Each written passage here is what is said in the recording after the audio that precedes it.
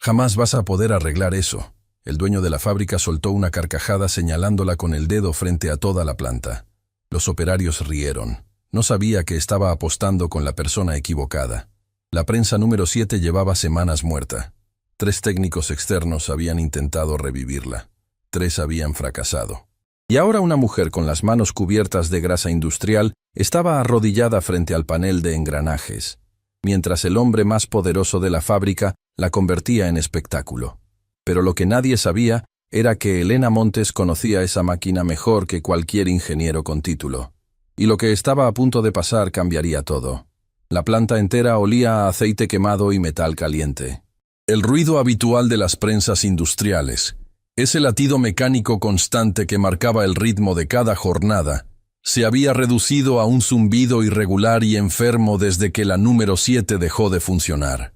La producción había caído. Los clientes presionaban. Los contratos temblaban. Y Gustavo Ferrer, dueño de Ferrer Metalúrgica, buscaba culpables en lugar de soluciones. Elena tenía los antebrazos hundidos entre los engranajes de la máquina muerta. Sentía el metal frío contra la piel. Sus ojos estaban cerrados. No necesitaba ver. Necesitaba escuchar. Necesitaba sentir. ¿Ven esto? Gustavo se dirigió a los operarios que se habían congregado alrededor formando un semicírculo.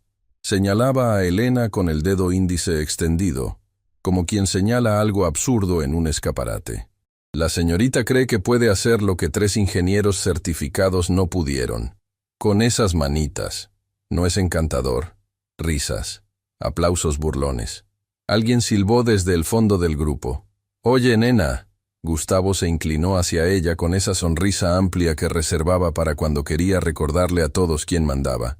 «Te propongo algo delante de todos estos caballeros. Si logras que esta chatarra funcione antes de que termine el turno, te pago el triple de tu sueldo este mes. Aquí mismo. Frente a testigos. ¿Qué me dices?» Las risas se intensificaron. Alguien golpeó una superficie metálica con la palma como aplaudiendo un chiste brillante. Otro sacó el teléfono. El ambiente se sentía como un circo, cuya función principal era la humillación. «¿Y si no puede?», preguntó Ramiro Escalante, el jefe de planta, cruzándose de brazos con una expresión que mezclaba superioridad técnica y diversión. Ramiro era el tipo de hombre que siempre encontraba la manera de posicionarse del lado del poder, sin importar dónde estuviera la razón. «Si no puede», Gustavo se enderezó y se ajustó la corbata con gesto teatral. «Queda demostrado lo que todos aquí sabemos desde el primer día, que hay trabajos que simplemente no son para ciertas personas, que hay lugares donde ciertas personas simplemente no encajan». El silencio que siguió fue diferente al anterior, más espeso, más incómodo, más real. La risa se había transformado en algo que ya no era gracioso y varios lo sabían, pero nadie se atrevía a señalarlo, porque en esa planta la jerarquía pesaba más que la conciencia. Osvaldo Juárez, el encargado de la sección de tornos, decidió sumarse. Era un hombre corpulento que compensaba sus inseguridades técnicas con una agresividad verbal constante, especialmente contra cualquiera que percibiera como más débil. «Apúrate, nena», dijo en voz alta para que todos escucharan. «Que tengo una máquina que necesita limpieza cuando termines de jugar a la ingeniera. Deja los fierros para los que saben y agarra el trapo». Nuevas risas, más dispersas pero igual de hirientes. Nicolás Heredia, un operario joven que siempre buscaba la aprobación del grupo haciendo lo que el grupo hacía, sacó su teléfono con una sonrisa. «Hay que documentar esto para la posteridad. El día que una mujer intentó arreglar las 7. Y entonces una voz cortó el ruido. «Señor Ferrer», Tomás Herrera habló con firmeza desde el borde del semicírculo. «La muchacha sabe lo que hace. La he visto trabajar durante meses. Tiene buen ojo para las máquinas. Mejor que el de muchos que llevan aquí años». Tomás era el operario más veterano de la planta. Llevaba décadas ahí, desde que don Fermín Ferrer, el padre de Gustavo, fundó la fábrica con sus propias manos y un préstamo que tardó 20 años en pagar. Tomás conocía cada máquina como conocía su propia respiración. Sus manos tenían más cicatrices que dedos completos, y cada marca contaba una historia de aprendizaje pagada con dolor y constancia. El silencio se afiló como una cuchilla. Gustavo giró hacia él con una expresión que combinaba fastidio y advertencia clara. «¿Desde cuándo tú das opiniones técnicas sin que nadie te las pida, Herrera? ¿Ahora resulta que eres asesor de la dirección? Desde que llevo aquí más tiempo que usted, señor. Desde antes de que usted supiera diferenciar un engranaje de un cojinete. La planta entera contuvo el aliento. Ramiro dio un paso hacia Tomás con la mandíbula apretada y el dedo en alto, la vena del cuello hinchada. Cuidado con lo que dices, viejo. Tu antigüedad no te convierte en intocable. Un comentario más así, y mañana mismo estás buscando dónde jubilarte. ¿Quedó claro? Tomás no retrocedió. Sostuvo la mirada de Ramiro con la tranquilidad de quien ha sobrevivido a amenazas peores durante décadas. Pero no insistió. Solo miró hacia Elena, que seguía concentrada en la máquina como si aquella escena ocurriera en otro universo, y le hizo un gesto casi imperceptible. Sigue. No pares por ellos. Bueno, Gustavo aplaudió con fuerza para retomar el control. Se acabó el debate. El show va a empezar. Alguien traiga café y botanas. Esto va a ser entretenido. Se recargó contra una columna de metal y cruzó los brazos, esperando el fracaso como quien espera el último acto de una comedia. Elena escuchó cada palabra, cada risa, cada silbido, cada silencio cobarde de los que sabían que aquello estaba mal, y no dijeron nada. Sintió el calor de la humillación subiéndole por el cuello hasta las orejas. Las manos le temblaron un instante, pero no respondió, porque sabía algo que nadie en esa planta sabía. Sabía exactamente qué tenía la prensa número 7, y sabía exactamente cómo arreglarla. Lo sabía porque esa máquina era idéntica, modelo por modelo, serie por serie, a la que su abuelo Ernesto Montes había operado durante 40 años en una fábrica textil del sur del país. La misma marca, la misma generación, las mismas entrañas de acero, cobre y hierro fundido que ella había aprendido a desarmar y rearmar sentada en las rodillas de su abuelo, mucho antes de aprender a leer. El cuaderno estaba en su mochila.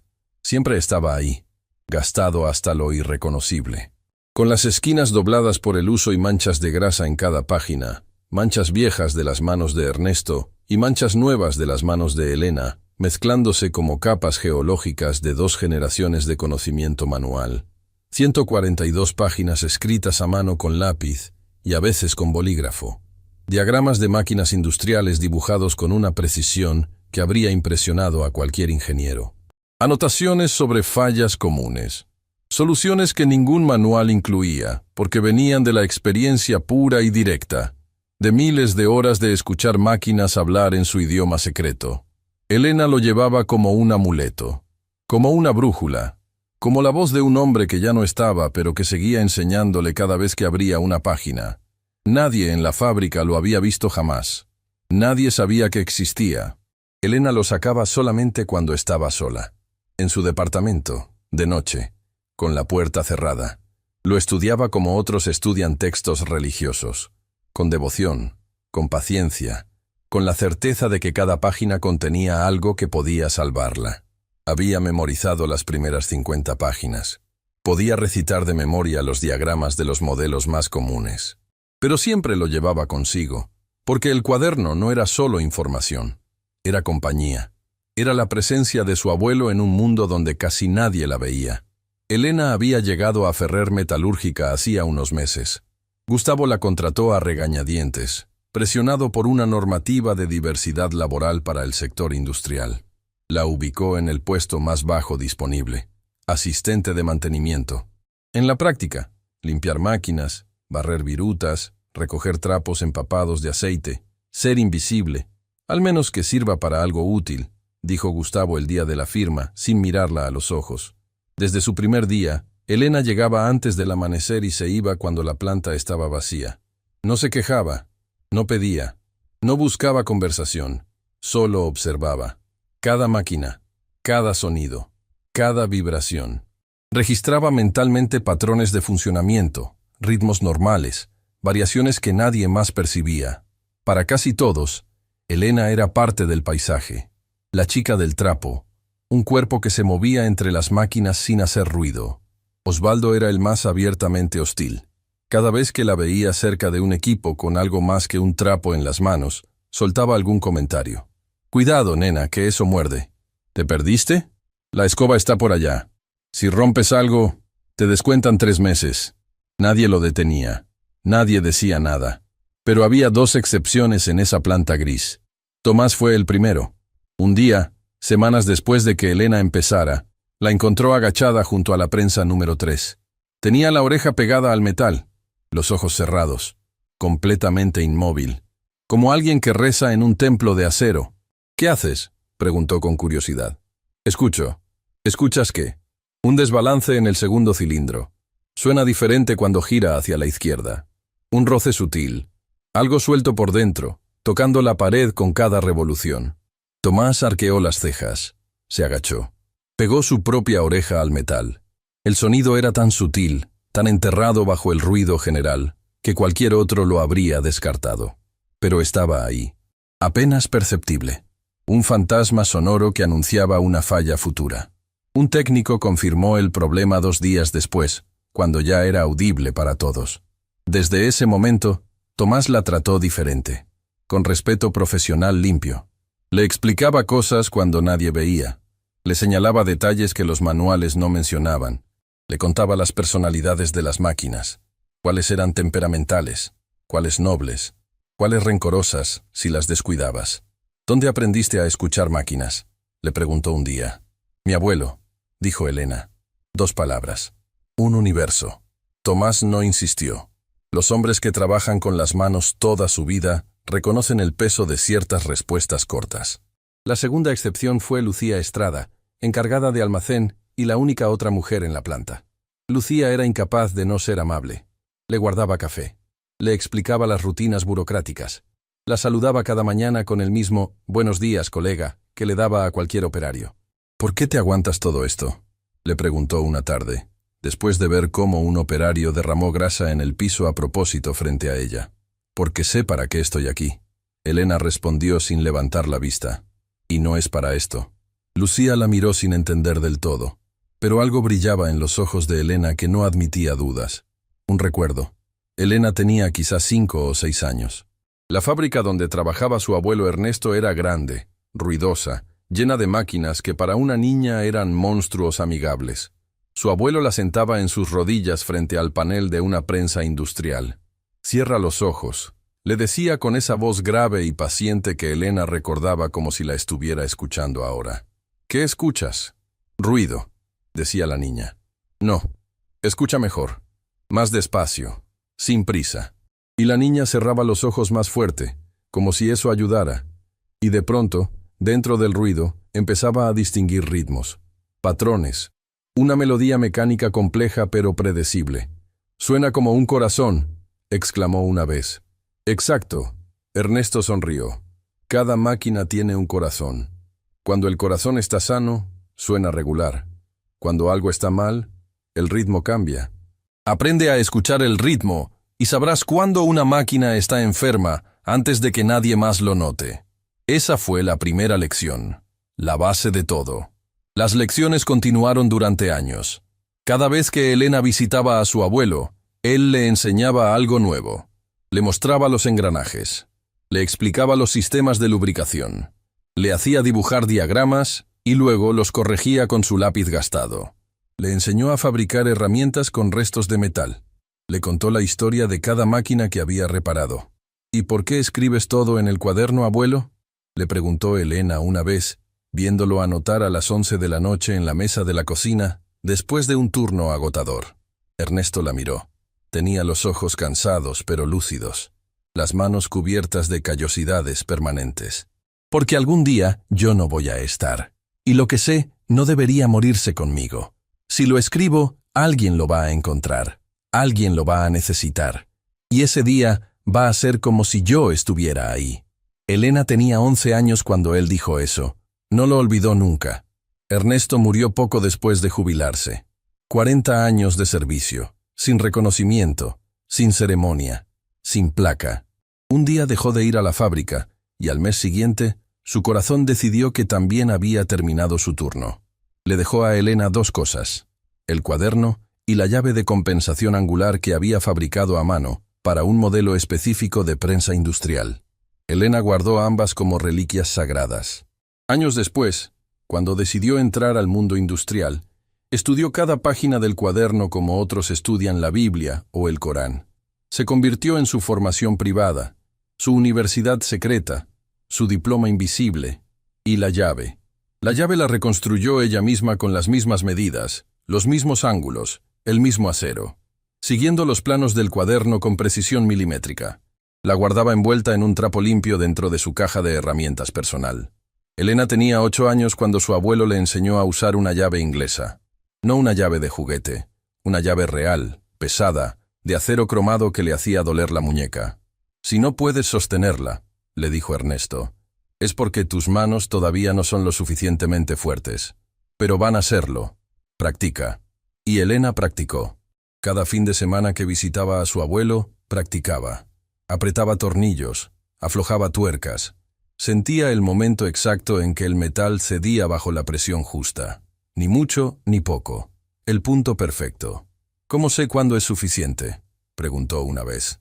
«Cuando sientas que el metal te dice basta. Cada material tiene un límite. Si lo pasas, lo rompes. Si te quedas corto, se afloja. El secreto es encontrar el punto exacto donde el metal y tú están de acuerdo». Esa lección le había servido para mucho más que para apretar tornillos. Le había servido para la vida entera. Encontrar el punto exacto. Ni demasiado ni insuficiente. El equilibrio que sostiene las cosas. A los 10 años, Elena podía identificar 5 tipos diferentes de fallas mecánicas solo por el sonido. A los 12, sabía leer planos industriales. A los 14, podía explicar el funcionamiento completo de una prensa hidráulica con los ojos cerrados. Su madre no entendía del todo esa fascinación. ¿No prefieres hacer cosas normales? ¿Ir al cine? ¿Salir con amigas? Esto es normal para mí, mamá. Esto es lo que me gusta. Su madre suspiraba, pero nunca le prohibió nada, porque veía cómo brillaban los ojos de Elena cuando hablaba de engranajes y calibraciones. El mismo brillo que había visto durante décadas en los ojos de su propio padre. Ernesto había sembrado algo en su nieta que ninguna escuela habría podido plantar. Un amor por el oficio que venía de lo más profundo. Y cuando Ernesto murió, Elena sintió que una parte del mundo se había quedado sin sonido. Las máquinas seguían funcionando en todas partes, pero faltaba la voz que le explicaba lo que decían. Hasta que abrió el cuaderno, y ahí estaba, la voz de su abuelo, intacta entre las páginas manchadas de grasa, enseñándole todavía, guiándola todavía, como si 40 años de conocimiento se hubieran comprimido en tinta y papel para esperar el momento exacto en que ella los necesitara. Y ese momento había llegado. Esa llave era la pieza que faltaba para la prensa número 7. La número 7 había sido la joya de Ferrer metalúrgica, la máquina más precisa, más productiva, más confiable de toda la línea. Fabricaba piezas de precisión milimétrica que ningún otro equipo igualaba. Cuando se detuvo, la producción cayó un 30% y los clientes empezaron a amenazar con cancelar contratos. Gustavo, desesperado, llamó al primer técnico, un ingeniero joven, título de universidad prestigiosa, maletín de cuero, computadora de última generación, aire de suficiencia que precedía su presencia. Revisó la máquina 2 días. Cambió 3 componentes costosos. Encendió. La 7 arrancó durante 47 segundos. Luego se detuvo con un chirrido que hizo temblar el suelo. El ingeniero cobró su tarifa completa y se fue sin explicaciones. El segundo técnico venía de la empresa fabricante de la prensa. Planos originales, manuales internos, todo el conocimiento oficial. Trabajó una semana. Reemplazó el sistema de lubricación completo. Cambió sellos. Recalibró sensores. La máquina arrancó. Funcionó 3 horas. Gustavo llamó a un cliente para decirle que todo estaba resuelto. Luego la prensa empezó a producir piezas deformes y se detuvo con el mismo chirrido. El fracaso del segundo técnico fue el que más dolió. No por la reparación fallida, sino por lo que reveló después. Cuando la máquina empezó a producir piezas deformes, el técnico de la empresa fabricante se acercó a Gustavo con expresión incómoda. «Señor Ferrer, hay algo que debo decirle». «¿Qué?» «Este modelo es muy antiguo. La empresa dejó de fabricar repuestos originales hace años. Las piezas que instalé son compatibles, pero no idénticas. Hay un margen de error». «¿Margen de error? Me dijiste que iba a quedar como nueva». El técnico se rascó la nuca. «Debería haber sido más claro al respecto. Lo siento. Lárgate de mi fábrica». El técnico recogió sus herramientas y se fue sin discutir. Pero el daño estaba hecho. No solo en la máquina, sino en la moral de toda la planta. Los operarios empezaron a hablar de despidos. Si la número 7 no volvía a funcionar, la empresa no podría cumplir los contratos pendientes, y si no cumplía los contratos, alguien iba a pagar el precio. Y ese alguien nunca era el de arriba. Rosa, la encargada de limpieza que compartía turno con Elena, fue quien mejor expresó lo que todos sentían. «Si cierran la planta, yo pierdo el único trabajo que tengo», le dijo a Elena una mañana mientras ambas limpiaban el área de descanso. «Mi esposo está enfermo. Mis hijos están en la escuela. No puedo perder esto». Elena la miró. Rosa no sabía que Elena podía reparar la máquina. Nadie lo sabía todavía. Pero en ese momento, Elena sintió que la responsabilidad no era solo suya ni era solo técnica. Era humana. Había familias enteras detrás de cada puesto de trabajo. Familias que dependían de que esa máquina volviera a funcionar. «No van a cerrar», dijo Elena. No como promesa, como decisión. El tercer técnico fue el más caro. Especialista nacional. Equipo de diagnóstico digital que costaba una fortuna. 4 días de sensores, datos, gráficas. Un informe de 40 páginas encuadernado en pasta dura. Conclusión: irreparable. Comprar una nueva. Precio: una cifra que habría requerido un préstamo que la empresa no podía pagar. Pero antes de hablar con Ramiro, Elena necesitaba estar segura. Absolutamente segura. Porque si fallaba, no solo sería su propia humillación, sería la confirmación de todo lo que hombres como Gustavo pensaban, que ella no pertenecía ahí. Y peor aún, cerraría la puerta para cualquier otra mujer que intentara entrar después. Esa noche, en su departamento, abrió el cuaderno de su abuelo y estudió el diagrama durante 3 horas consecutivas. Comparó cada medida con lo que había observado durante el día. Calculó el grado de desalineamiento basándose en el patrón de las piezas deformes que la máquina había producido. Cada pieza deformada contaba una historia. La dirección de la deformación indicaba hacia dónde estaba desviado el eje. El grado de la deformación indicaba cuánto. Su abuelo lo había explicado en la página 41. La pieza deforme es el mensaje que la máquina te envía. Aprende a leerlo y sabrás exactamente qué ajustar. Elena leyó el mensaje, y el mensaje era claro. A las 2 de la mañana, sentada en el suelo de su departamento con el cuaderno abierto y una taza de café frío, Elena supo con certeza absoluta que podía reparar la prensa número 7. No creía, no sospechaba, sabía. La certeza le vino como un escalofrío que le recorrió la espalda, como si su abuelo, desde algún lugar, le hubiera puesto la mano en el hombro y le hubiera dicho: «Tú puedes. Ve».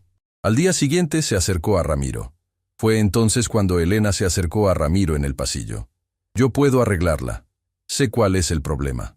Ramiro la miró como si un extintor le hubiera dirigido la palabra. Se rió camino a la oficina de Gustavo.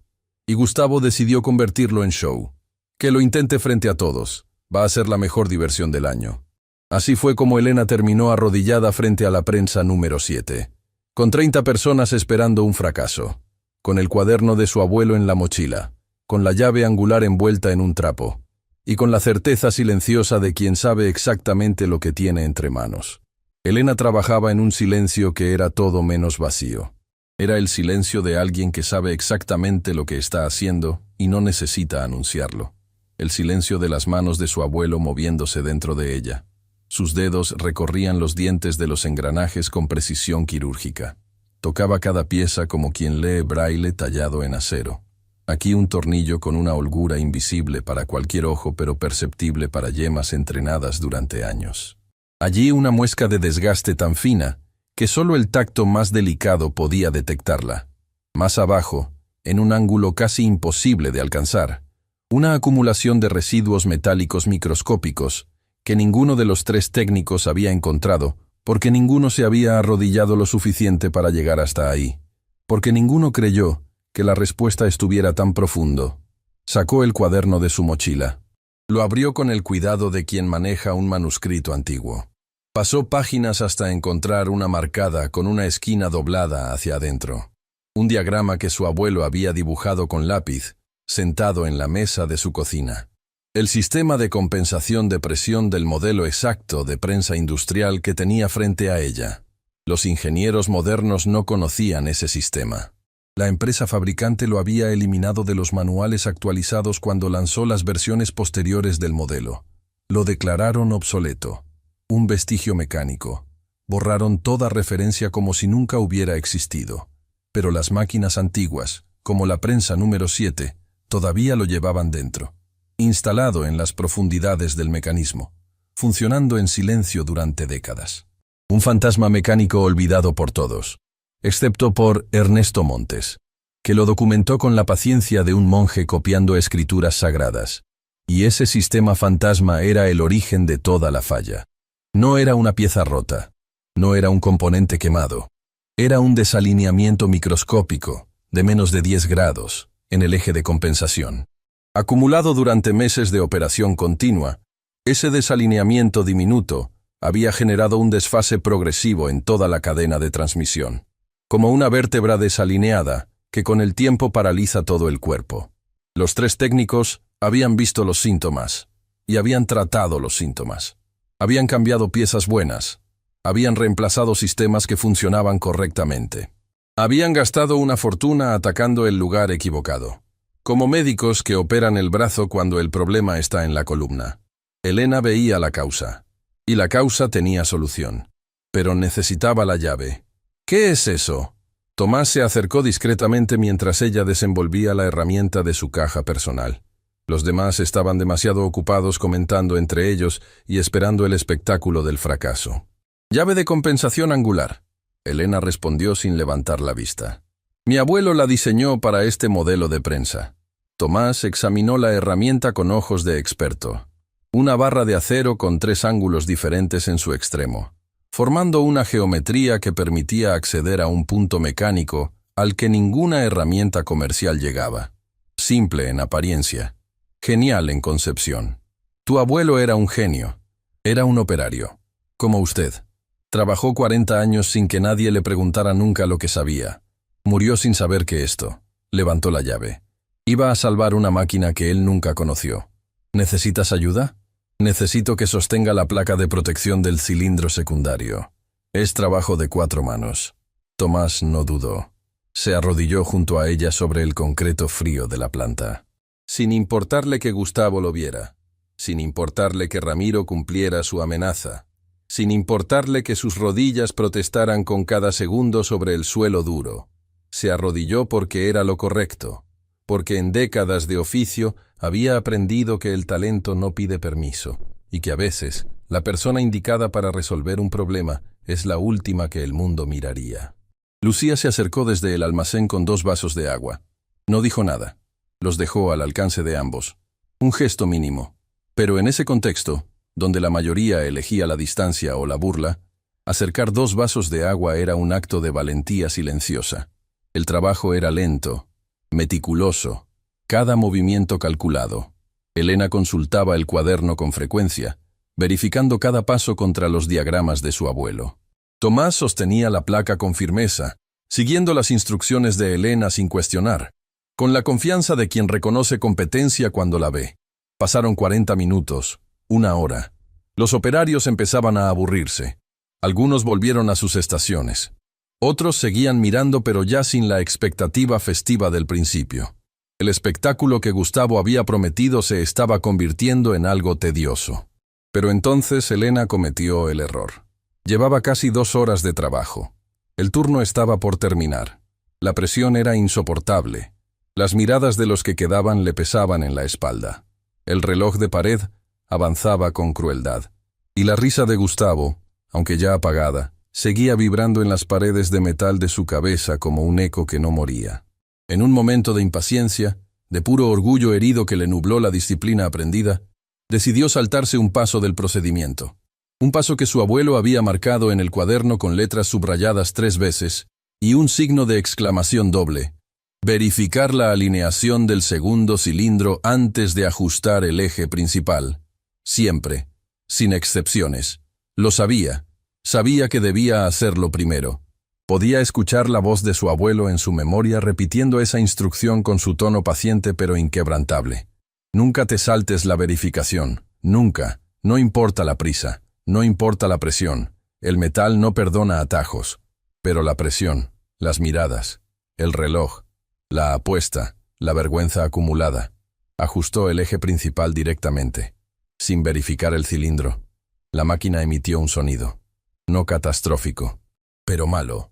Un gemido metálico grave que Elena reconoció inmediatamente porque su abuelo lo había descrito con exactitud en la página 37. Sonido de eje forzado sin alineación previa. Causa: torsión asimétrica. Solución: deshacer, alinear, reiniciar. Había trabado el eje en una posición intermedia. Tenía que deshacer todo el ajuste, realinear el cilindro secundario desde cero y volver a empezar ese tramo completo del procedimiento. 40 minutos de trabajo perdidos en un segundo de impaciencia. Su estómago se contrajo. Sintió el calor de la vergüenza y la frustración subiéndole desde el centro del pecho hasta las sienes.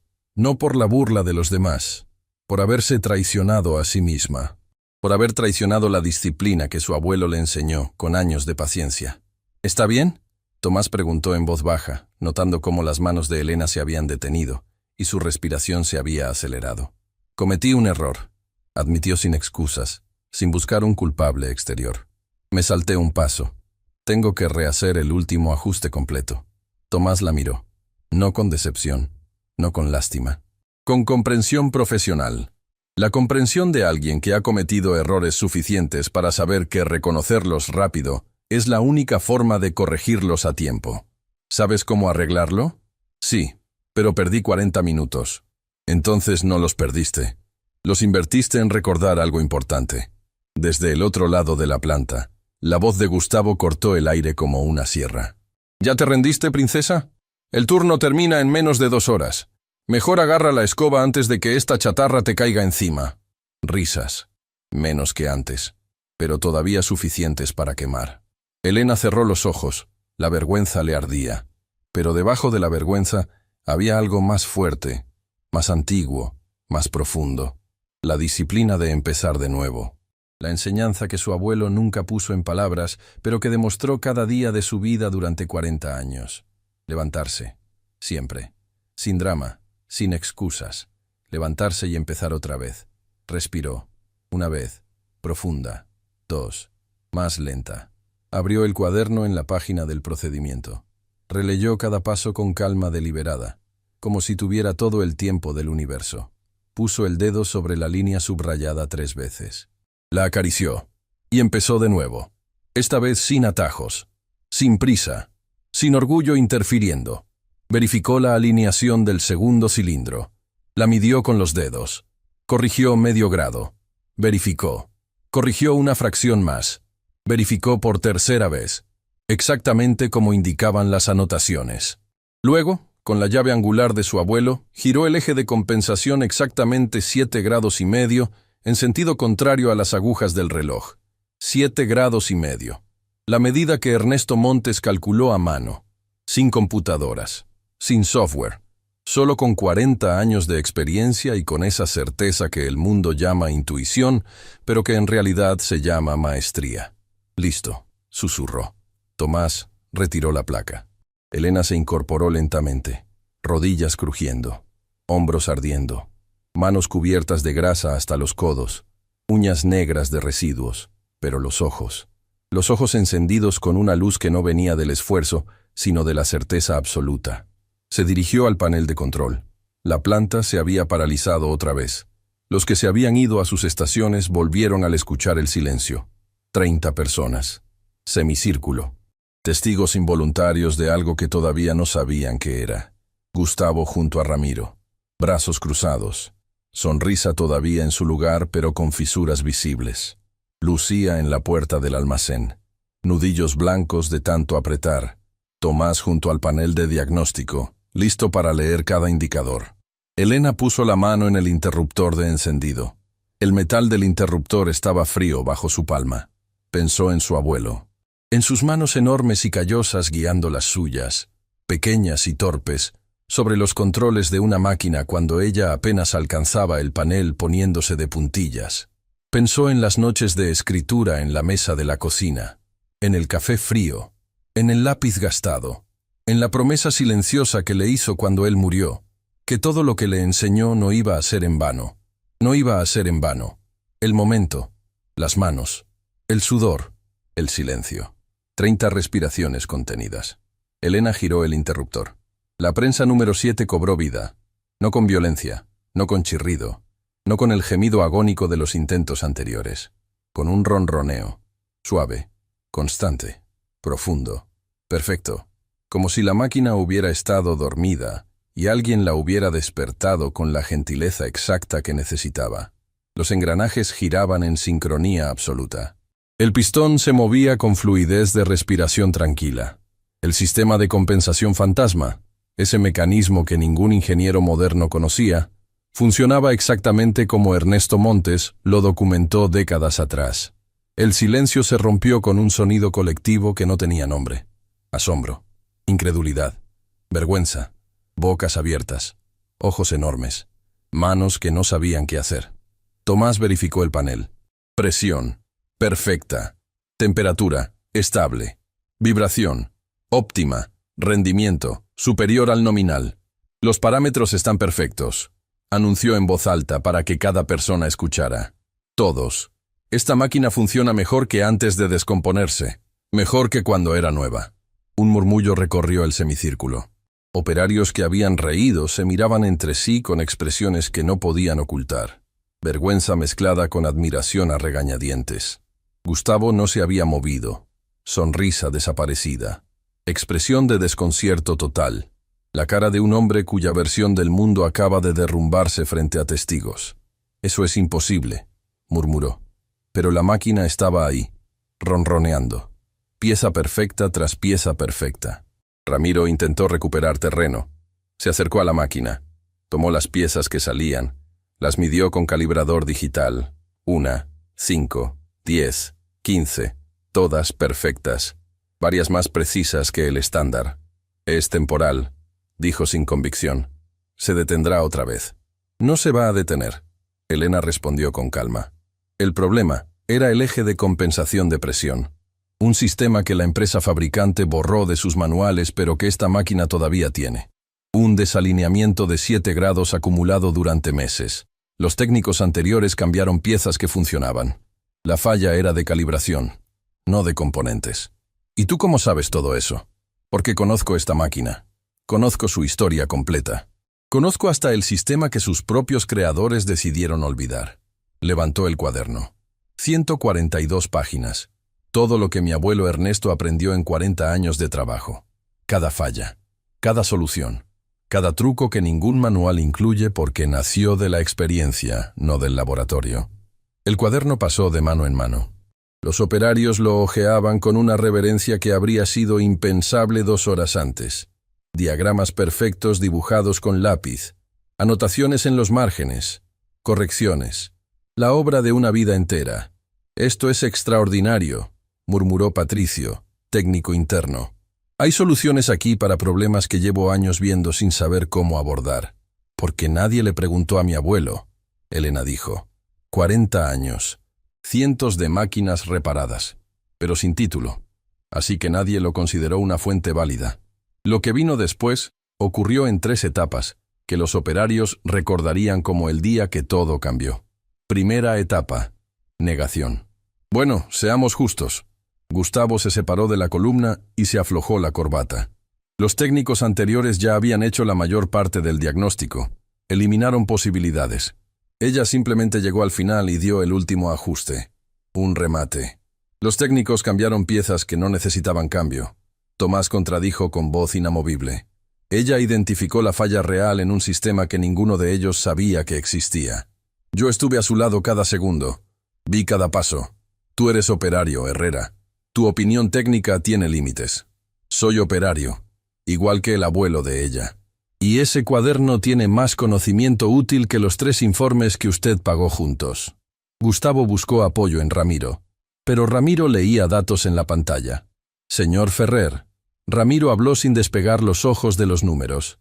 La máquina produce al 105% de su capacidad nominal. Ningún técnico logró eso. Nunca. Segunda etapa. Defensa. De acuerdo. Gustavo cambió de tono. Más conciliador. Buen trabajo. Mérito donde hay mérito. Pero no convirtamos una reparación mecánica en algo más grande. Usted hizo una apuesta pública. dijo Verónica Salas, encargada de control de calidad, desde el fondo del grupo. Verónica llevaba meses callada en cada reunión, pero algo se abrió en ella que no iba a cerrarse.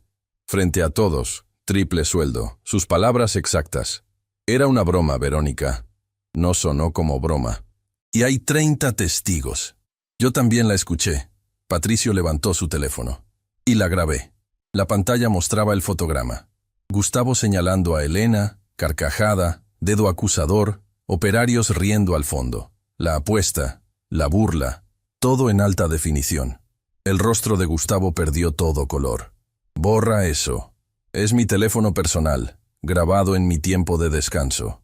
Santiago, el joven del equipo, levantó su propio teléfono. Yo también tengo otro ángulo. Gustavo miró a Patricio con furia contenida. Dame ese teléfono, ahora. No. Es una orden directa de tu empleador. Es una amenaza ilegal a un empleado. Intervino Verónica con voz clara. Si quiere confiscar propiedad personal, necesita una orden judicial. Yo estudié Derecho Laboral antes de trabajar en control de calidad. Gustavo la miró como si la viera por primera vez. ¿Tú estudiaste Derecho?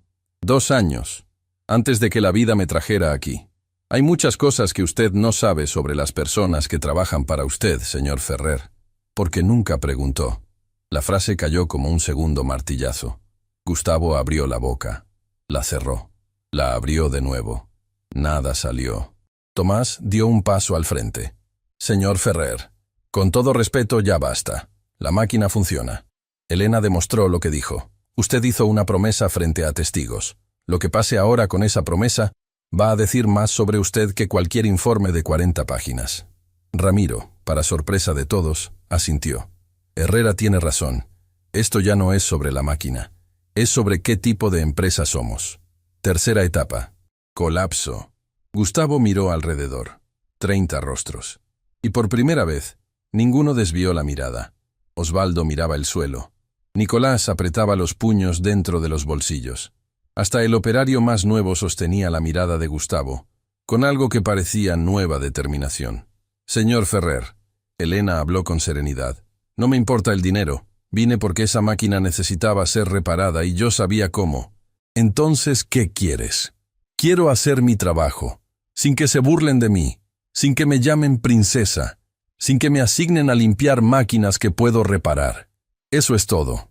La simplicidad devastó más que cualquier exigencia. No pidió ascenso, no pidió venganza, pidió lo mínimo, lo que debería haber sido obvio desde el primer día. Y entonces, Ramiro habló. Elena tiene razón. Todas las cabezas giraron. Yo también me burlé. Y estaba equivocado. Trajimos 3 técnicos y gastamos una fortuna. La persona que resolvió el problema estaba aquí adentro limpiando las máquinas que podía reparar. Nicolás se acercó a Elena. Lo del silbido estuvo mal. No tengo excusa. Gracias por decirlo. Osvaldo vino después. No habló. Extendió la mano. Elena la estrechó. Verónica se acercó. Debí haber hablado antes. No solo hoy. Todos los días que te vi llegar a limpiar. Lo siento. Lucía lloraba desde la puerta del almacén. No de tristeza. De algo más complejo. Alivio. Validación. Esperanza. Santiago se acercó último. Grabé toda la reparación. ¿Puedo subirlo? Elena miró a Tomás. Tomás asintió. Miró el cuaderno. Luego asintió. El video llegó a internet esa misma noche. Santiago lo subió sin editar.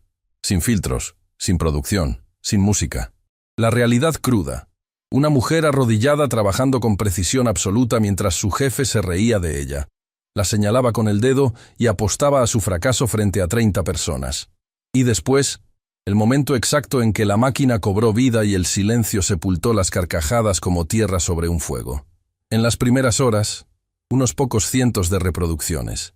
Para la mañana siguiente, miles. Al mediodía, cientos de miles. En la noche, más de 1 millón. La curva ascendente no mostraba señales de detenerse. El algoritmo había encontrado algo que los algoritmos adoran. Injusticia visible, seguida de justicia inesperada.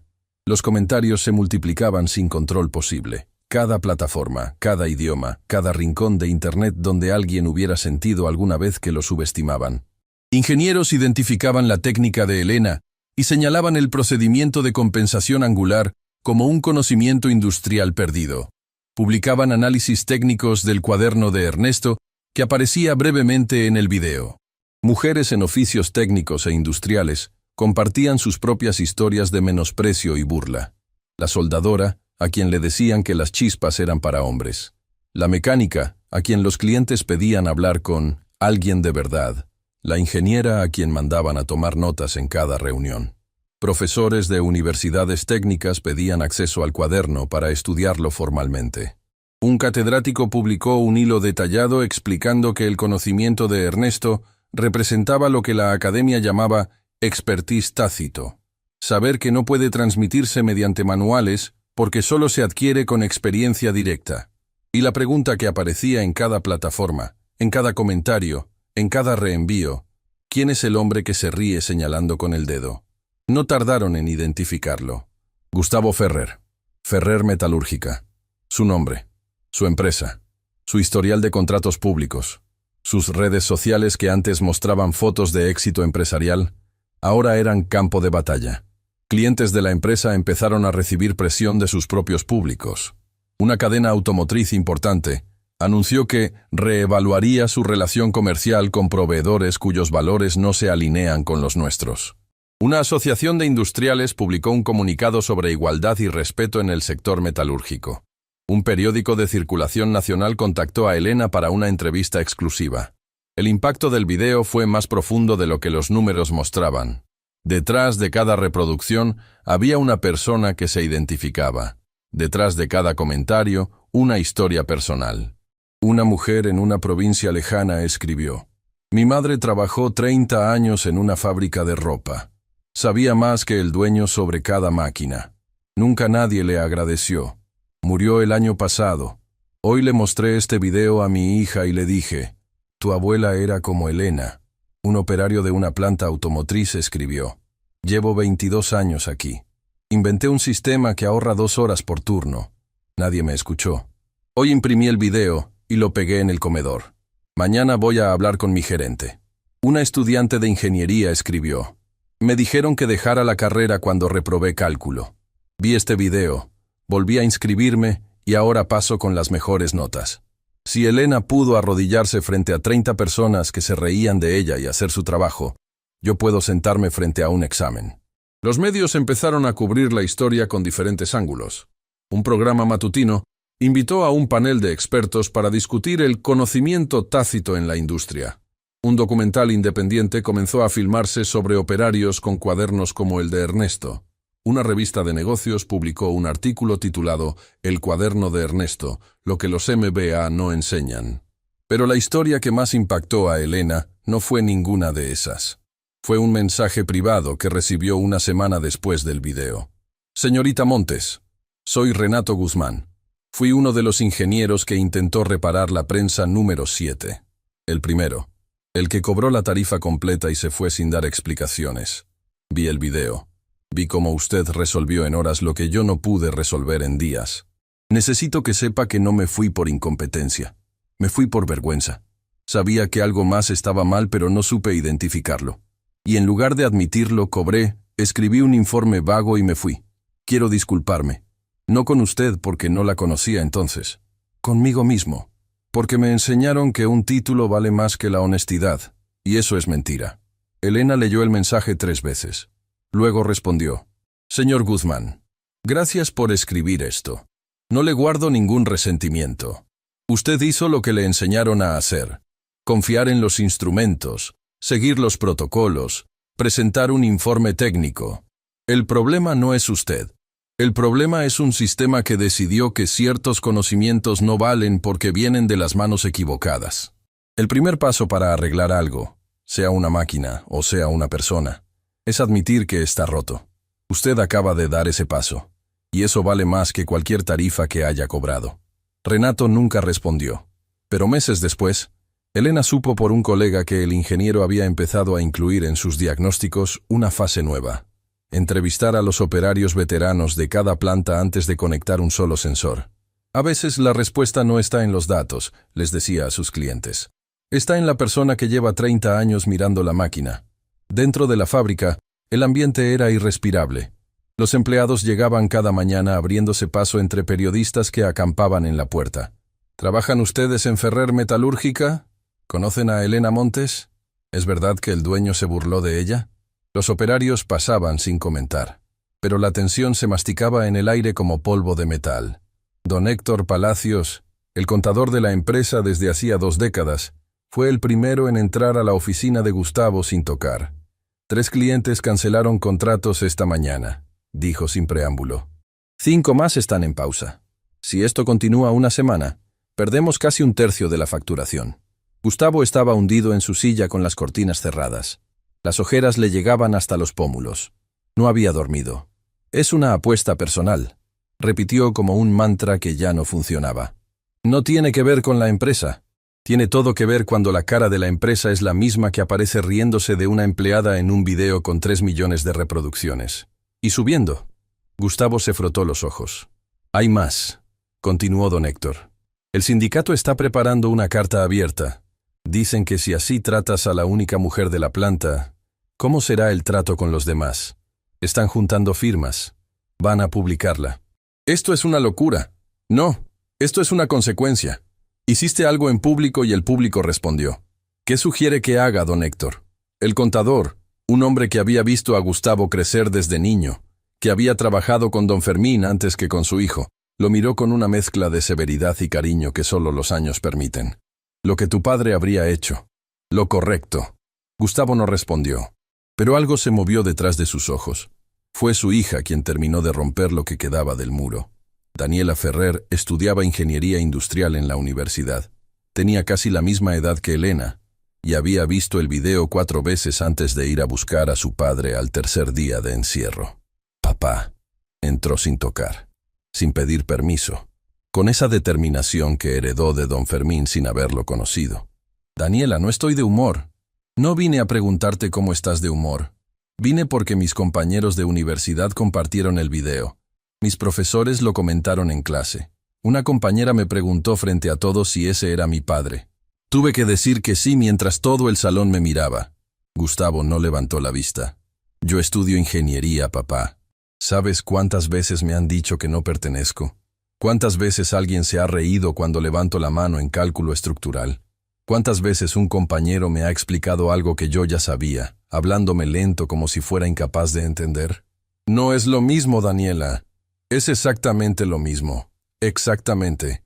Tú hiciste en tu fábrica lo que otros me hacen a mí todos los días en la universidad. Mi propio padre. El silencio duró una eternidad comprimida en segundos. ¿Qué hago?, preguntó Gustavo. No como jefe, no como empresario, como un padre que de pronto entiende que ha sido parte del problema que lastima a su propia hija. Lo correcto, no por el video, no por los contratos, no por las cámaras, porque es lo correcto. Daniela se quedó mirándolo. No lloró, pero su barbilla temblaba con el esfuerzo de contenerse. Y papá, hazlo rápido, porque cada día que pasa sin que actúes, el daño crece. No solo para la empresa, para ti. Se dio vuelta y se fue. Gustavo se quedó solo en su oficina oscurecida. El fotograma del video congelado en la pantalla de su computadora, su propia cara, deformada por la risa, el dedo extendido señalando a una mujer arrodillada.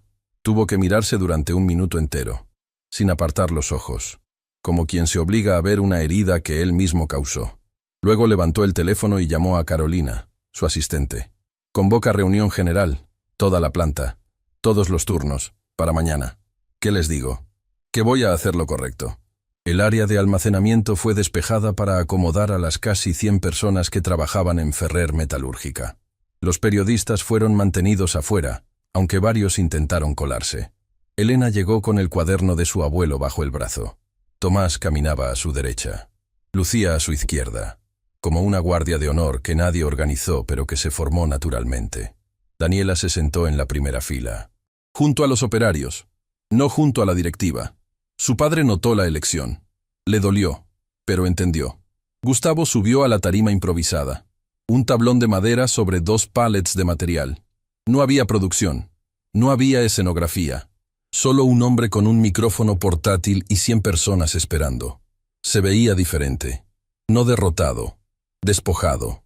como alguien a quien le quitaron una máscara que llevaba tanto tiempo puesta que había olvidado cómo se sentía su propia cara al aire libre.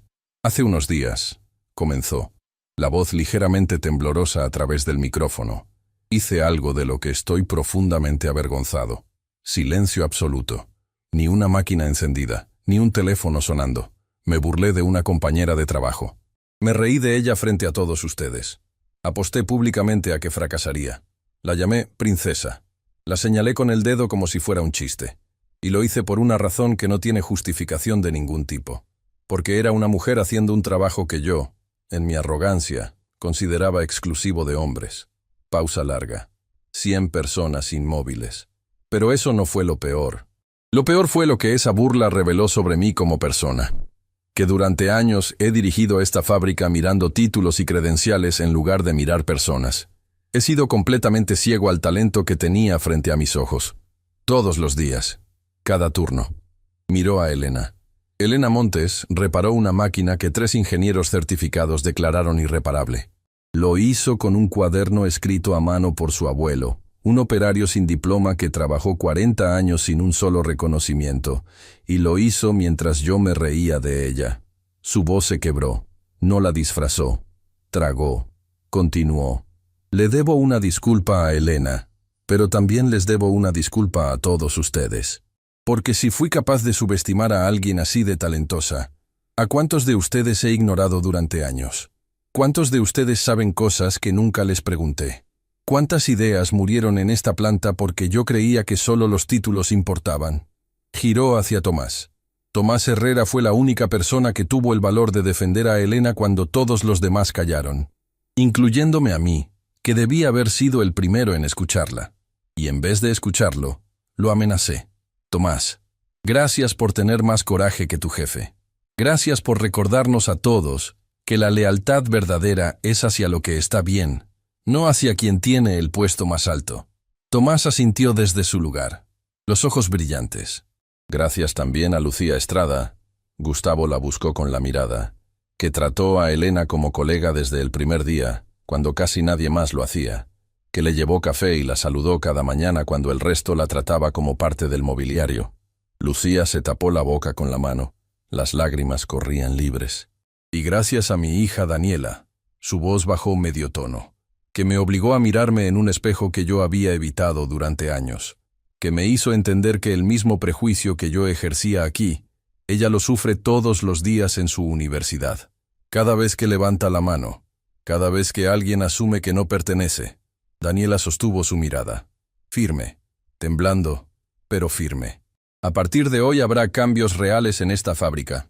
Elena será promovida a coordinadora técnica de mantenimiento. Tomás será consultor técnico senior. Vamos a crear un programa de documentación de conocimiento donde cada operario pueda registrar lo que sabe, lo que ha aprendido, lo que ha inventado durante sus años de trabajo. Porque el conocimiento no debería morirse cuando alguien se jubila. Y la apuesta se cumple. Triple sueldo. Este mes. Como prometí frente a todos. El aplauso empezó tímido. 2 personas. 5. Luego creció como una ola industrial. Operarios golpeando cascos contra las mesas. Era tosco. Ruidoso. Absolutamente sincero. Elena no aplaudió. Escuchaba con el cuaderno contra el pecho. Cuando el ruido se calmó, Gustavo le ofreció el micrófono. Ella dudó. Miró a Tomás, a Lucía, al cuaderno manchado de grasa, y lo tomó. Mi abuelo Ernesto trabajó 40 años en una fábrica como esta, comenzó Elena. Su voz era más suave que la de Gustavo, pero de alguna forma misteriosa llenaba más el espacio. No tenía potencia de volumen, tenía potencia de verdad. Llegaba antes del amanecer y se iba cuando las estrellas ya estaban fuera. Nunca recibió un reconocimiento oficial. Nunca lo invitaron a una reunión de planeación. Nunca le pidieron su opinión sobre nada que no fuera barrer el taller al final del turno. Levantó el cuaderno para que las 100 personas lo vieran. Esto lo escribió durante noches enteras, después de turnos de 12 horas, sentado en la mesa de su cocina con un café que se enfriaba sin que él lo notara y un lápiz gastado hasta el muñón. Lo escribió con las mismas manos que habían trabajado el metal todo el día. Manos que temblaban de cansancio, pero que todavía tenían fuerza para trazar diagramas con precisión milimétrica. El silencio era total. Ni una tos, ni un teléfono, nada. Lo escribió porque creía que algún día, alguien, en algún lugar, lo iba a necesitar. No sabía quién, no sabía cuándo, no sabía que ese alguien iba a ser su propia nieta, arrodillada frente a una máquina que el mundo había declarado muerta, mientras un hombre poderoso se reía de ella. Pausa. Dejó que las palabras aterrizaran. No sabía nada de eso, pero sabía algo más importante.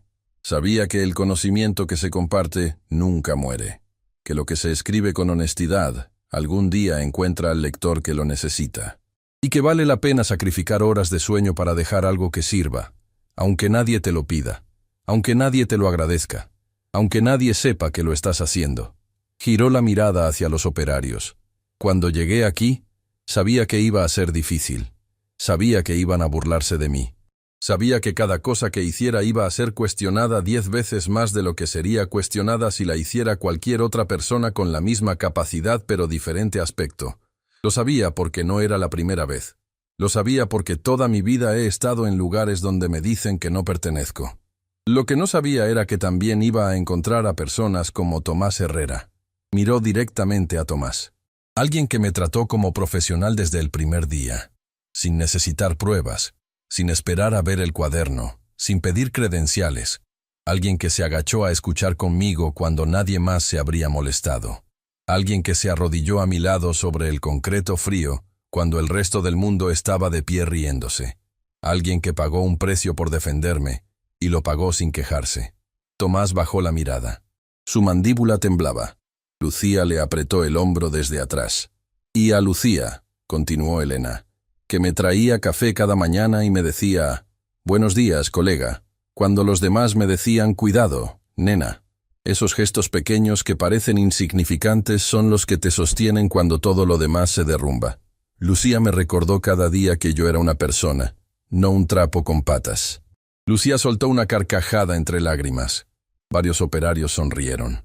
Era el primer momento de ligereza en una hora de tensión. «Y quiero decirle algo al señor Ferrer», Elena giró hacia Gustavo. Algo que probablemente no espera escuchar. Gustavo la miraba con una expresión de vulnerabilidad total, sin defensas, sin máscara. Solo un hombre esperando un veredicto. «Gracias». La palabra cayó como una piedra en agua quieta. Onda tras onda de sorpresa recorriendo la sala. «Gracias por pararse aquí y decir la verdad. No hablo de la apuesta. Eso es dinero. Y el dinero va y viene. Hablo de reconocer un error frente a 100 personas que trabajan para usted. Eso requiere más valor que firmar un contrato millonario. Más fuerza que manejar una empresa. Porque en un contrato usted tiene abogados, pero aquí está solo con su palabra y su vergüenza. Y eligió la honestidad. Eso merece respeto». Gustavo asintió. Sus ojos estaban húmedos. No intentó disimularlo. «Ahora quiero hablarles a 2 grupos de personas que están aquí». Elena continuó mirando a la audiencia completa. «Primero, a todos los que alguna vez fueron subestimados. Por cómo se ven, por su puesto, por no tener el título correcto, por su género, por su origen, por cualquier razón que no tiene absolutamente nada que ver con lo que son capaces de hacer». Se detuvo. Dejó que cada persona en esa categoría se reconociera en el silencio. No dejen que la opinión de otros les dicte cuánto valen.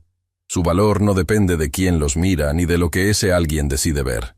Su valor se construye con las manos, con el trabajo honesto de cada día, con la verdad que llevan dentro aunque el mundo se niegue a escucharla. Y eso nadie puede quitárselos. Nadie. Ni el jefe más poderoso, ni la burla más cruel. Porque lo que eres de verdad no cambia porque alguien decida no verlo.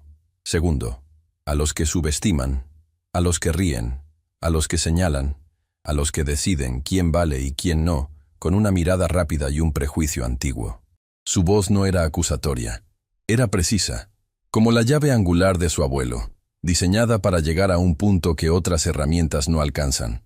Tengan cuidado, no porque vayan a ser grabados en un video viral, no porque vayan a perder contratos, sino porque cada vez que ignoran a alguien por prejuicio, se están perdiendo algo que podría ser extraordinario. Cada persona que pasa frente a ustedes sin que la miren, es una biblioteca que no abren, un cuaderno que no leen, una máquina que dejan morir por no preguntar a la persona correcta. Y esa pérdida no se repara cambiando una pieza. Levantó el cuaderno una última vez. Mi abuelo nunca tocó la prensa número 7. Nunca pisó esta fábrica. Nunca supo que su nieta iba a arrodillarse frente a una máquina mientras un hombre poderoso se reía de ella. Pero me preparó para ese momento. Con cada página, con cada noche de escritura, con cada diagrama dibujado con paciencia infinita. Me preparó sin saberlo. Y eso es lo que hacemos los que amamos nuestro oficio. Construimos puentes entre lo que sabemos y lo que otros van a necesitar. Aunque no estemos ahí para verlos cruzar. El silencio duró 3 segundos exactos.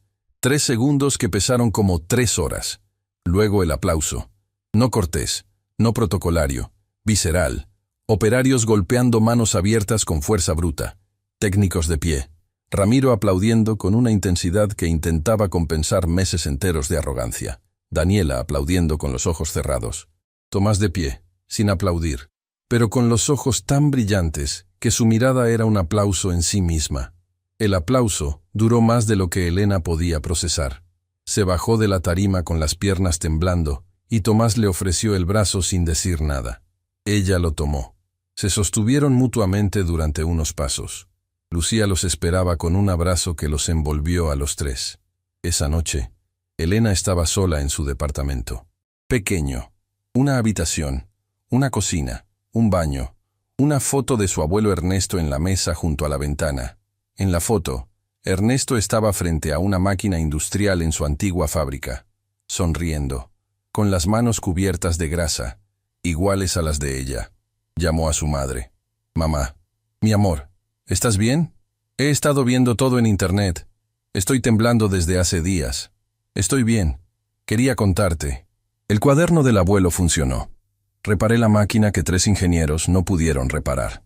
Con sus diagramas, con su llave, con todo lo que él me enseñó. Silencio. Luego un sollozo que se liberó despacio, como agua contenida durante demasiado tiempo. «Él estaría tan orgulloso de ti», su madre dijo con voz temblorosa. «No de mí, mamá, de lo que estamos construyendo. Ya empezamos un programa para que los operarios documenten su conocimiento. 70 personas se inscribieron el primer día. 70. Gente que lleva décadas sabiendo cosas extraordinarias que nunca nadie les preguntó. Tu abuelo siempre quiso eso. Que lo escucharan. Que los escucharan a todos». Lloraron juntas. No de tristeza. De ese alivio profundo que llega cuando algo roto durante mucho tiempo finalmente empieza a sanar. Cuando una herida de décadas comienza a cicatrizar. «Mamá, hay algo más». «¿Qué, mi amor?» «Hoy, cuando hablé frente a toda la fábrica, sentí al abuelo conmigo. No como un recuerdo, como una presencia. Como si estuviera parado a mi lado, con sus manos manchadas de grasa, diciéndome: «Sigue, nena, sigue».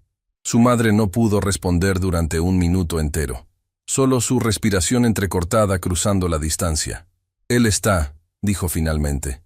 «En el cuaderno, en tus manos, en cada máquina que escuches. Él está». Colgaron. Elena se quedó mirando la foto. El cuaderno abierto junto a ella. Las páginas manchadas de grasa brillando bajo la lámpara. Como si Ernesto hubiera dejado un poco de luz entre cada línea. Las semanas que siguieron transformaron Ferrer Metalúrgica de maneras que nadie habría predicho. El programa de documentación de conocimiento que Gustavo anunció en la reunión creció más rápido de lo que cualquier plan empresarial habría proyectado. No fue la empresa la que lo impulsó. Fueron los propios operarios. La primera persona en registrarse fue Miguel Paredes, tornero veterano con más arrugas en las manos que en la cara. Llegó al día siguiente de la reunión con un cuaderno propio. No tan elaborado como el de Ernesto. Más desordenado. Con dibujos menos precisos y letra más grande. Pero lleno de conocimiento real. «Tengo un método de calibración que reduce tiempos de preparación un 40%, le dijo a Elena mientras le entregaba el cuaderno. «Lo desarrollé hace años. Nunca lo mencioné». «¿Por qué no?» Miguel se encogió de hombros. Un gesto que contenía décadas de resignación. Cada vez que sugería algo, la respuesta era siempre la misma. «Hazlo como dice el manual».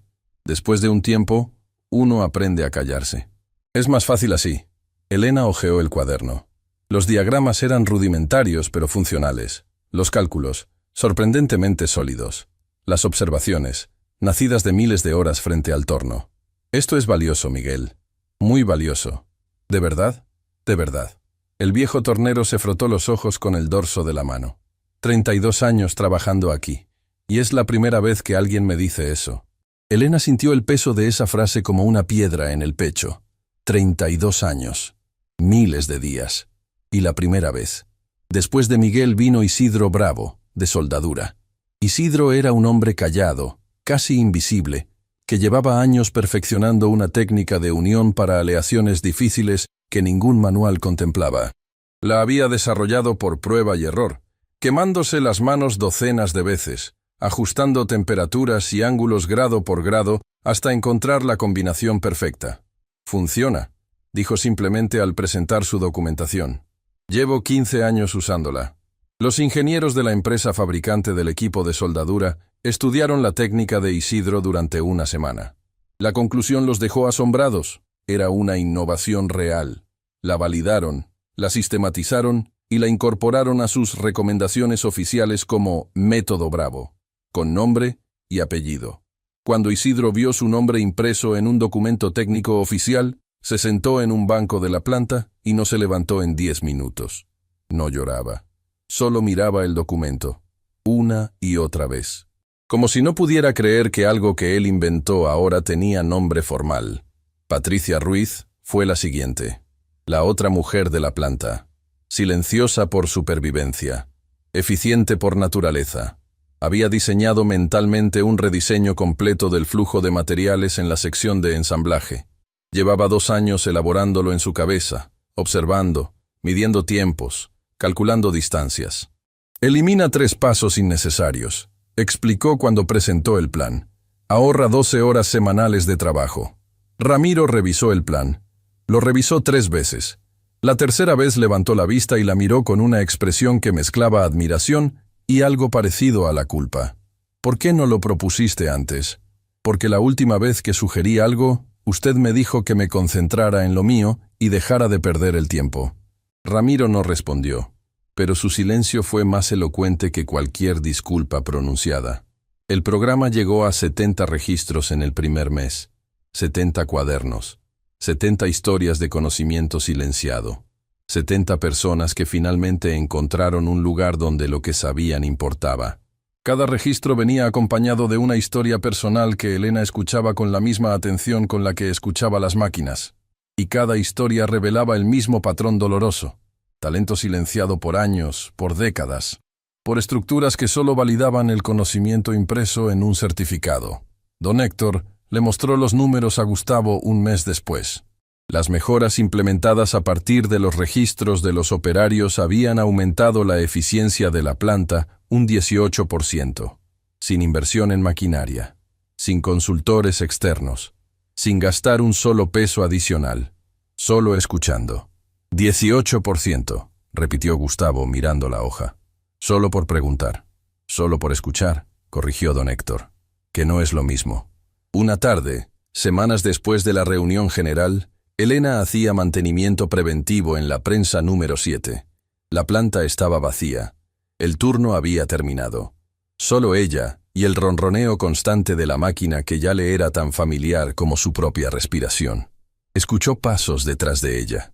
Gustavo, solo, sin corbata, mangas arremangadas por primera vez en su vida, las manos fuera de los bolsillos. ¿Puedo?, señaló la máquina. Elena asintió. Gustavo se acercó, puso la mano abierta sobre el metal caliente, cerró los ojos. Sintió la vibración recorrerle la palma, subir por el brazo, instalarse en algún lugar del pecho. Mi padre construyó esta fábrica con sus propias manos, dijo en voz baja. Don Fermín Ferrer. Todo el mundo lo conocía así. Llegaba antes que todos y se iba después que todos. Sabía cómo funcionaba cada máquina. Podía escucharlas como tú las escuchas. Se ensuciaba las manos todos los días aunque fuera el dueño. Hizo una pausa. Su mano seguía sobre el metal. Yo no heredé eso. Yo heredé los números, las negociaciones, los contratos. Me alejé del piso de la planta porque pensé que eso era progresar. Olvidé que todo, absolutamente todo lo que esta empresa produce, empieza aquí. En el metal, en las manos, en el sonido de estas máquinas. Elena no dijo nada, solo escuchó. como escuchaba los engranajes. Tu abuelo y mi padre se habrían entendido perfectamente. Gustavo continuó sin abrir los ojos. Dos hombres de otra época que sabían que el valor de una persona está en lo que hace, no en lo que dice que puede hacer. Probablemente. Abrió los ojos. La miró. Lamento lo que hice, Elena. Y no lo digo por el video. No lo digo por los contratos perdidos. No lo digo por Daniela, aunque ella fue quien me abrió los ojos. Lo digo porque estuvo mal. Simplemente mal. No hay contexto que lo justifique. Lo sé. ¿Me crees? Elena lo miró durante un momento largo, evaluándolo, no con dureza, con esa misma atención precisa que le dedicaba a los engranajes. Creo que está aprendiendo, dijo finalmente. Y aprender lleva tiempo, como reparar una máquina. No se puede forzar, no se pueden saltar pasos. Hay que ir pieza por pieza, con paciencia, hasta que todo vuelve a funcionar como debe. Una sonrisa apareció en el rostro de Gustavo. No la sonrisa de poder que Elena conocía. Una más pequeña, más humilde, más humana. Entonces voy a ir pieza por pieza, dijo. Te lo prometo. Se quedaron ahí, en silencio. El ronroneo de la número 7 envolviéndolos a ambos. Dos personas que semanas atrás habrían sido incapaces de compartir un espacio sin tensión. Ahora compartiendo algo que no necesitaba palabras para existir. Cuando Gustavo se fue, Elena sacó el cuaderno de su mochila. Lo abrió en la última página escrita por su abuelo. Una frase suelta, sin diagrama, sin cálculos. Solo 7 palabras escritas con letra cansada pero firme. Lo que haces con amor, permanece. Elena pasó los dedos sobre las letras. Sonrió. Cerró el cuaderno con cuidado. Y volvió al ronroneo de la máquina que su abuelo, sin saberlo, había salvado a través de ella. Otras fábricas empezaron a contactar a Elena. El modelo de documentación de Ferrer Metalúrgica se convirtió en referencia para el sector. 37 empresas lo replicaron en los meses siguientes. No porque fuera obligatorio, porque funcionaba. Una asociación de ingenieros creó un certificado oficial de maestro de oficio para reconocer la experiencia práctica de operarios con trayectoria demostrable. El primer certificado entregado fue póstumo, para Ernesto Montes. Elena lo recibió en su nombre. Lo puso junto a la foto en la mesa de su departamento. Una universidad incorporó el cuaderno de Ernesto a su biblioteca técnica como material de referencia histórica y pedagógica. La primera obra de un operario sin título formal en entrar a ese catálogo académico. La noticia llegó a los periódicos, pequeña, discreta, pero para Elena pesó más que cualquier titular viral. Elena fue invitada a dar una charla en un Congreso Nacional de Industria Metalúrgica. La sala tenía 500 butacas. Estaba llena. Había gente de pie en los pasillos y una transmisión en vivo que multiplicaba la audiencia. Subió al escenario con el cuaderno. Este cuaderno fue escrito por un hombre que nunca pisó un escenario como este, comenzó. Un hombre que nadie habría invitado a dar una charla. Un hombre al que nadie consideraba experto en nada, a pesar de que sabía más sobre estas máquinas que la mayoría de las personas en esta sala, incluyéndome a mí. Levantó el cuaderno.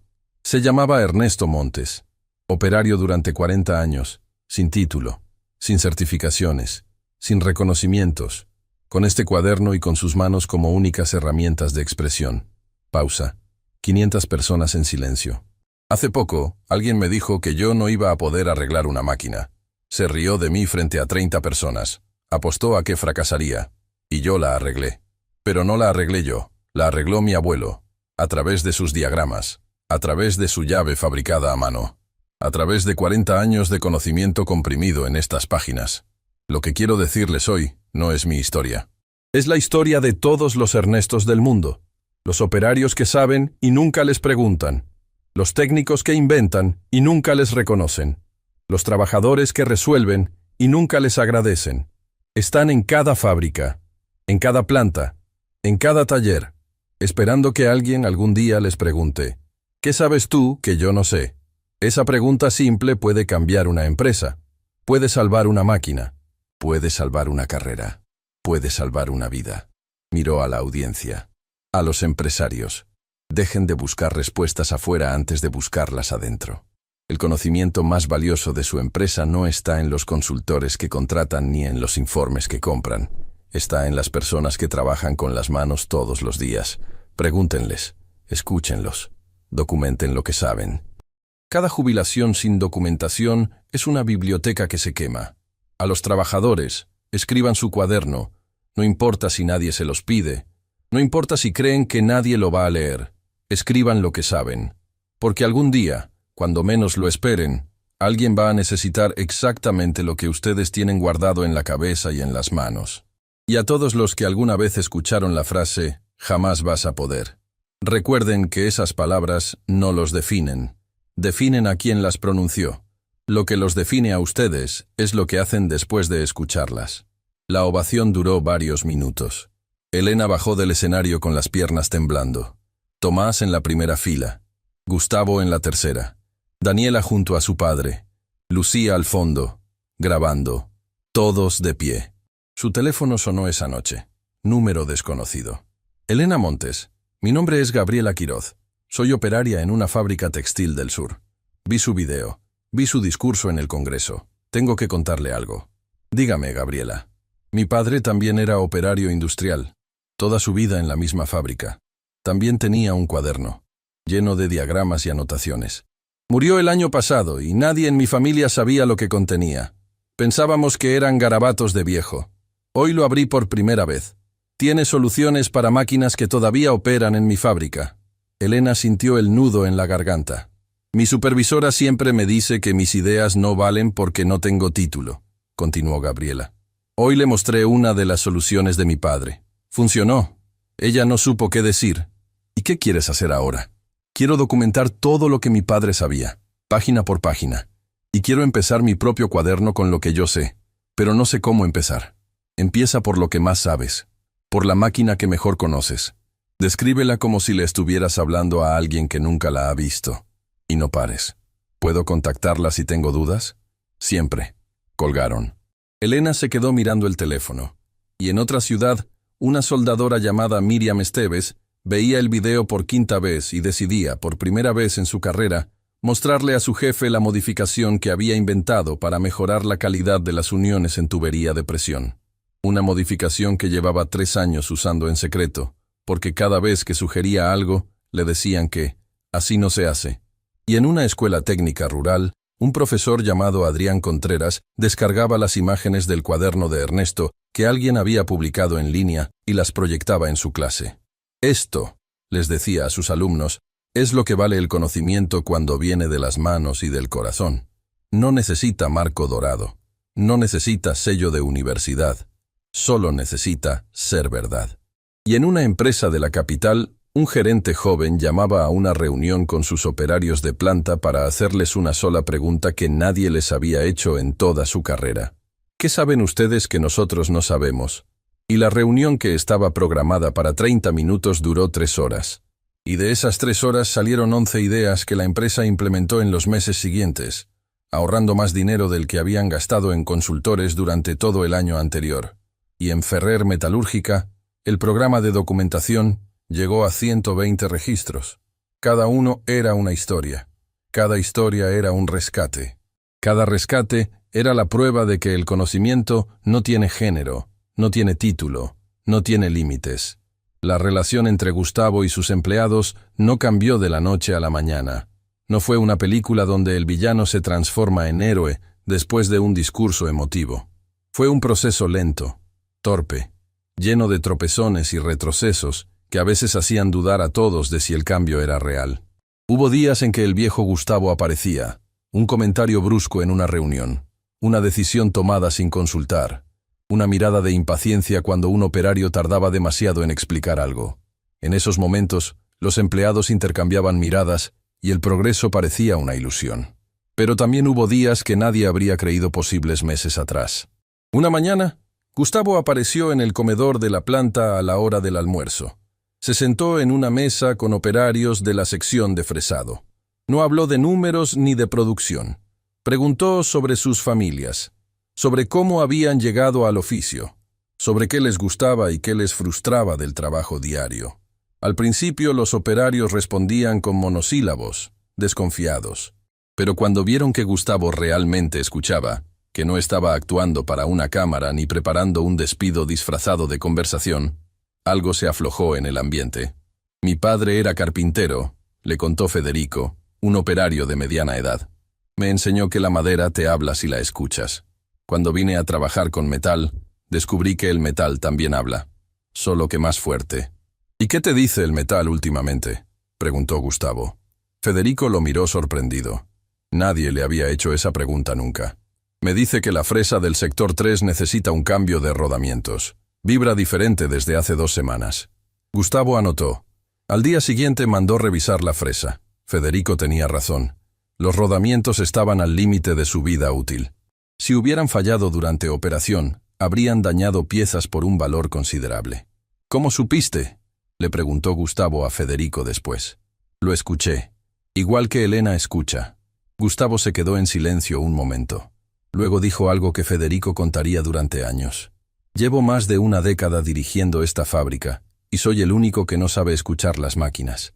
Eso va a cambiar. Tomás, desde su nueva posición de consultor técnico, observaba estos cambios con una mezcla de esperanza y cautela. Había visto a demasiados jefes prometer cambios que duraban exactamente hasta que las cámaras se apagaban. ¿Crees que es de verdad?, le preguntó Elena un día, mientras revisaban juntos los registros del programa. Tomás pensó antes de responder. Creo que quiere que sea de verdad. Y a veces, querer es el primer paso. ¿Y si vuelve a ser el de antes? Entonces tendrá a 100 personas recordándole quién decidió ser. Y eso es más difícil de ignorar que un video viral. Elena sonrió. Tomás tenía razón. El cambio más importante no había ocurrido en Gustavo. Había ocurrido en la planta entera. Los operarios que antes callaban ahora hablaban. Los que se reían ahora se detenían. Los que ignoraban ahora preguntaban. Y ese cambio colectivo era mucho más difícil de revertir que el cambio de un solo hombre. Lucía resumió mejor que nadie lo que había sucedido. Una tarde, mientras organizaba el almacén con Elena, dijo algo que se quedó flotando en el aire como el ronroneo de una máquina bien calibrada. Lucía se detuvo con una caja de repuestos en las manos. La apoyó sobre un estante y se giró hacia Elena con expresión pensativa. ¿Sabes qué es lo más loco de todo esto? Que tú no cambiaste la fábrica reparando una máquina. La cambiaste obligando a todos a verse en un espejo. Y eso da más miedo que cualquier falla mecánica. Elena no respondió. Solo sonrió. Porque Lucía tenía razón. Gustavo empezó a bajar a la planta 3 veces por semana. No a supervisar. A preguntar. A escuchar. A ensuciarse las manos por primera vez desde que heredó la empresa. Los operarios lo miraban con desconfianza al principio. Con cautela después. Con algo parecido al respeto. Semanas más tarde, cuando quedó claro que no era una actuación temporal. ¿De verdad quiere aprender a calibrar un torno?, le preguntó Miguel un día. ¿De verdad? Va a tardar meses. Tengo tiempo. Miguel lo miró. Luego sonrió. Una sonrisa que era también una aceptación. Y empezó a enseñarle. Daniela se graduó de ingeniería con honores. Su tesis fue sobre documentación de conocimiento tácito en entornos industriales. Dedicó el trabajo a su abuelo don Fermín y a Ernesto Montes. 2 hombres que nunca se conocieron pero que compartieron la misma verdad, escribió en la dedicatoria. Pidió hacer sus prácticas profesionales en la planta de su padre, no en las oficinas ejecutivas donde habría estado cómoda. En la planta, junto a las máquinas, junto a Elena. Quiero aprender a escuchar las máquinas, le dijo a Elena el primer día, con ese mismo fuego en los ojos que su padre había perdido durante años y apenas empezaba a recuperar. Entonces cierra los ojos, respondió Elena. No pienses, no analices, solo escucha. Daniela cerró los ojos frente a la prensa número 7. El ronroneo constante la envolvió como un abrazo mecánico. Sintió la vibración a través de las suelas de sus botas industriales nuevas, a través del suelo, a través del aire. Suena como un corazón, dijo con expresión de asombro. Elena sonrió. Sintió un escalofrío recorrerle la espalda. Las mismas palabras exactas que ella había dicho a los 5 años, sentada en las rodillas de su abuelo Ernesto. Las mismas palabras, la misma revelación, como si el conocimiento tuviera su propio camino y encontrara siempre, generación tras generación, la misma puerta de entrada. El ciclo continuaba. El conocimiento se transmitía, de manos a manos, de oreja a oreja, de cuaderno a cuaderno, de un abuelo operario a su nieta. de una mujer con las manos cubiertas de grasa a la hija de quien se había reído de ella. Los puentes más improbables eran siempre los más fuertes. Una tarde, Elena encontró una nota doblada dentro de su casillero de la planta. Letra desconocida, tinta azul, papel arrancado de un cuaderno de cuadrícula, de esos que se usan en los talleres para anotar medidas y cálculos. Gracias por recordarme por qué elegí este oficio. Llevo aquí 14 años y lo había olvidado. Ayer mi hija me preguntó qué hago en el trabajo, y por primera vez pude decirle algo más que opero una máquina. Le expliqué cómo funciona el torno. Le dibujé un engranaje. Sus ojos se iluminaron igual que los míos cuando empecé. Ya empecé mi cuaderno. Apenas tiene 3 páginas, pero es mío. Fr.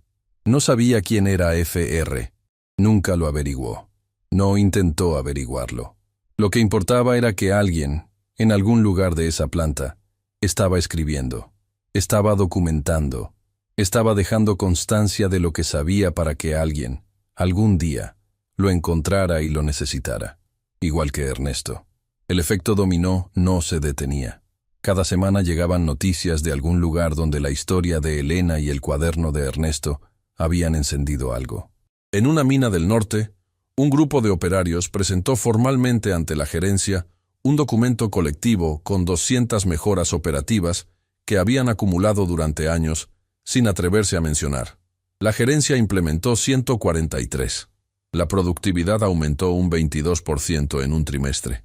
En una escuela técnica de una ciudad pequeña, una profesora creó una asignatura llamada Conocimiento Tácito Industrial, donde los alumnos debían entrevistar a operarios retirados y documentar sus métodos.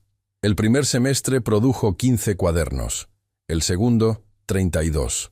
En una empresa de manufactura, un gerente joven eliminó la política de sugerencias anónimas y la reemplazó por reuniones mensuales donde cada operario tenía 10 minutos garantizados para hablar. Las primeras reuniones fueron incómodas, silencios largos, miradas al suelo. Pero al tercer mes, los operarios empezaron a hablar. Y una vez que empezaron, no pararon. Un periodista calculó que las mejoras implementadas, a partir de conocimiento operario, documentado en las empresas que adoptaron el modelo, habían generado ahorros equivalentes a miles de millones en su conjunto. No era un número oficial ni verificable.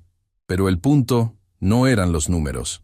El punto era que escuchar a las personas que hacen el trabajo con las manos produce resultados que ningún consultor externo puede replicar, porque el conocimiento que nace de la experiencia tiene algo que el conocimiento teórico no tiene. Está probado. Cada día, durante años, en condiciones reales, no en un laboratorio controlado, no en una simulación computarizada. En el metal caliente y el aceite quemado y el ruido ensordecedor de una planta real donde las cosas fallan de verdad y las soluciones tienen que funcionar de verdad. Elena lo sabía, Tomás lo sabía, Miguel, Isidro, Patricia, Federico, Gabriela, Miriam y los cientos de operarios que empezaban a escribir sus propios cuadernos lo sabían. Y lentamente, día a día, el mundo empezaba a escuchar lo que ellos siempre habían sabido, que la experiencia es una forma de genialidad que no necesita diploma para existir, que las manos que trabajan saben cosas que las manos que firman no imaginan, y que a veces, solo a veces, basta con que una persona se arrodille frente a una máquina muerta, con un cuaderno heredado y una llave fabricada a mano, para que el mundo recuerde algo que nunca debió olvidar. La prensa número 7 nunca volvió a detenerse. Funcionaba cada turno, cada día, con ese ronroneo perfecto que era la mejor música que Elena había escuchado en su vida. Y cada pieza perfecta que producía, hora tras hora, turno tras turno, llevaba invisible pero indeleble la firma de un operario que creyó que escribir lo que sabía valía la pena. Un operario que nunca conoció esa máquina, que nunca pisó esa fábrica, que nunca escuchó los aplausos, ni vio las lágrimas, ni supo que su cuaderno manchado de grasa iba a cambiar la vida de su nieta, y a través de ella, la vida de cientos de personas que él jamás imaginó. Pero lo supo, de alguna forma misteriosa, lo supo, porque solo alguien que sabe que su conocimiento importa, se sienta cada noche a escribirlo con manos cansadas y un lápiz gastado. Solo alguien que confía en el futuro deja semillas en páginas manchadas de grasa. Y esas semillas, plantadas en silencio durante 40 años, habían florecido finalmente. No en un jardín, en una fábrica, que es donde siempre debieron florecer. Le dijeron que jamás podría. Pero la máquina cobró vida, y no se detuvo jamás.